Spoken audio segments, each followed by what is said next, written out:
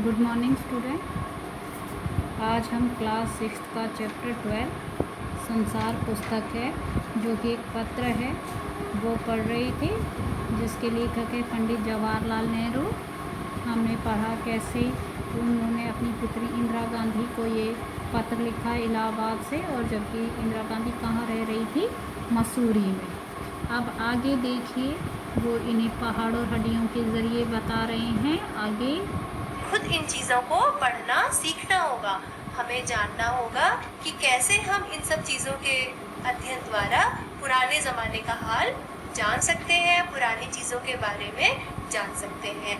सोचो कि एक छोटा सा रोड़ा मतलब कंकड़, तो एक छोटा सा कंकड़ जिसे हम सड़क या पहाड़ के नीचे कहीं पड़ा हुआ देखते हैं, वो भी शायद इस संसार की किताब का एक छोटा सा हिस्सा हो। शायद उससे ही हमें इस दुनिया के बारे में कोई बहुत बड़ी बात मालूम हो जाए, लेकिन शर्त क्या है कि हमें उसको पढ़ना आना चाहिए। अगर हम उसके बारे में कुछ पढ़ ना सकें, उसके बारे में कुछ जान ना सकें, तो हमें कैसे मालूम पड़ेगा कि वह हमें क्या जानकारी दे सकता है। आगे, कोई ज़बान उर्दू, हिंदी या अंग्रेज़ी सीखने के लिए तुम्हें उसके अक्षर सीखने होते हैं। इसी तरह पहले तुम्हें प्रति के अक्षर पढ़ने होंगे, तभी तुम उसकी कहानी उसकी पत्थरों और चट्टानों की किताब से पढ़ सकोगी। शायद अब भी तुम उसे थोड़ा थोड़ा पढ़ना जानती हो। जब तुम कोई छोटा सा गोल चमकीला रोड़ा देखती हो, तो क्या वह तुम्हें कुछ नहीं बतलाता? यह कैसे गोल, चिकना और चमकीला हो गया, और उसके खुरदुरे किनारे या कोने क्या हुए? अगर तुम किसी बड़ी चट्टान को तोड़कर टुकड़े टुकड़े कर डालो, तो हर एक टुकड़ा खुरदुरा और नोकीला होगा। यह गोल चिकने रोड़े की तरह बिल्कुल नहीं होता। फिर यह रोड़ा कैसे इतना चमकीला, चिकना और गोल हो गया? अगर तुम्हारी आंखें देखें और कान सुने, तो तुम उसी के मुंह से उसकी कहानी सुन सकती हो। वह तुमसे कहेगा कि एक समय जिसे शायद बहुत दिन गुजरे हों, वह भी एक चट्टान का टुकड़ा था। पंडित नेहरू इंदिरा जी से कह रहे हैं कि जब हमें कोई भाषा सीखनी होती है, तो सबसे पहले हम क्या सीखते हैं? हम उसके अक्षर सीखते हैं। जैसे अगर हमें हिंदी सीखनी है, तो हमें पहले अ आ इ सीखना होगा, फिर क ख ग घ सीखना होगा। उसी तरह जैसे हमें अंग्रेजी सीखनी है, तो अंग्रेजी सीखने से पहले हमें ABCD सीखना पड़ेगा। ऐसे ही अगर हमें किसी पत्थर या चट्टान के बारे में कुछ पढ़ना है या उसके बारे में कुछ सीखना है, तो हमें पहले उसकी प्रतियां पढ़नी सीखनी होंगी। प्रतियां मतलब उनके बारे में जो पुराने लेख लिखे गए हैं, पुराने समय में जो उनके बारे में खोजें हुई हैं, जिस भाषा में वो लिखा गया है, हमें पहले वो पढ़ना सीखना होगा।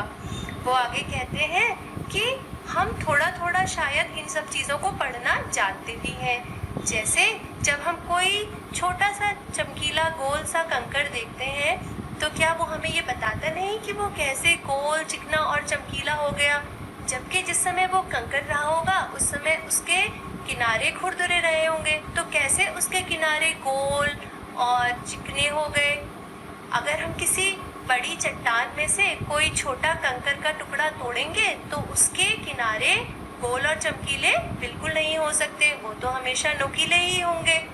तो अगर हम उसे ध्यान से देखें, लिखा है ना, अगर तुम्हारी आंखें देखें, अर्थात अगर हम उसे बहुत ध्यान से देखें, तो हम उसी के मुंह से उसकी कहानी को सुन सकते हैं। वह हमें बताएगा कि बहुत समय पहले वो भी चट्टान का एक टुकड़ा ही था। आगे लिखा है, ठीक उसी टुकड़े की तरह उसमें भी किनारे और कोने थे, जिसे तुम बड़ी चट्टान से तोड़ती हो। शायद वह किसी पहाड़ के दामन में पड़ा रहा, तब पानी आया और उसे बहाकर छोटी घाटी तक ले गया। वहां से एक पहाड़ी नाले ने केल कर उसे छोटे से दरिया में पहुंचा दिया। इस छोटे से दरिया से वह बड़े दरिया में पहुंचा। इस बीच वह दरिया के पेंदे में लुढ़कता रहा। उसके किनारे घिस गए और वह चिकना और चमकदार हो गया। इस तरह वह कंकड़ बना जो तुम्हारे सामने है। किसी वजह से दरिया उसे छोड़ गया और तुम उसे पा गई। अगर दरिया उसे और आगे ले जाता, तो वह छोटा होते होते अंत में बालू का एक जर्रा हो जाता और समुद्र के किनारे अपने भाइयों से जा मिलता। जहाँ एक सुंदर बालू का किनारा बन जाता जिस पर छोटे छोटे बच्चे खेलते और बालू के घरौंदे बनाते। अगर एक छोटा सा रोड़ा तुम्हें इतनी बातें बता सकता है तो पहाड़ों और दूसरी चीजों से जो हमारे चारों तरफ है हमें और कितनी बातें मालूम हो सकती हैं। तो आगे पंडित नेहरू इंदिरा जी से कहते हैं कि अगर हम किसी गोल चमकदार रोड़े को ध्यानपूर्वक देखें और उसका अध्ययन करें तो वो हमें खुद बताएगा कि वो पहले कैसा था। वो ठीक वैसा था जैसा कि किसी चट्टान से टूटा हुआ रोड़ा होता है। उसके किनारे भी नुकीले और तेज होते।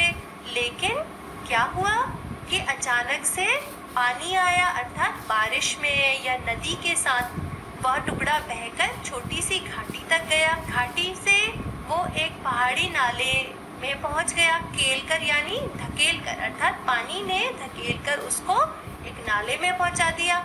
नाले से वो दरिया में पहुंचा। दरिया अर्थात नदी, छोटा दरिया मतलब छोटी नदी। छोटे दरिया से वह बड़े दरिया में पहुंचा, मतलब छोटी नदी से वह बड़ी नदी में पहुंचा। और वह नदी के पेंदे में, पेंदा मतलब तला, नदी के तले में लुढ़कता रहा और पत्थरों से टकराता रहा और उसके तीखे और नुकीले किनारे घिस गए और वो चिकना और चमकदार हो गया। और इस तरह वह एक चमकदार कंकड़ बना जो कि तुम्हें मिला। अगर वो हमें नहीं मिलता और छोटा दरिया उसे नहीं छोड़ के जाता और वो दरिया में ही आगे बढ़ जाता या नदी के साथ ही वो आगे बह जाता तो वो छोटा होते होते घिसते घिसते बालू का एक छोटा सा कण बन जाता। जर्रा मतलब कण, बालू का छोटा सा एक कण बन जाता और समुद्र के किनारे अपने बाकी भाइयों से जा मिलता। समुद्र के किनारे क्या होती है, बहुत सारी रेत होती है या बहुत सारी बालू होती है। तो वो एक कंकर भी छोटा होते होते रेत का कण बन जाता और समुद्र के किनारे अपने जैसे बहुत सारे रेत के कणों से मिल जाता या बालू के कणों से मिल जाता। वहां पर सुंदर बालू का एक किनारा बन जाता जिसमें छोटे छोटे बच्चे खेलते और बालू के छोटे छोटे घर बनाते। अगर एक छोटा सा रोड़ा यानी एक छोटा सा कंकड़ हमें इतनी सारी बातें बता सकता है तो पहाड़ों और दूसरी चीजों से जो कि हमारे चारों तरफ है हमें कितनी बातें मालूम हो सकती हैं। तो आज हमने यह पाठ पढ़ा और अब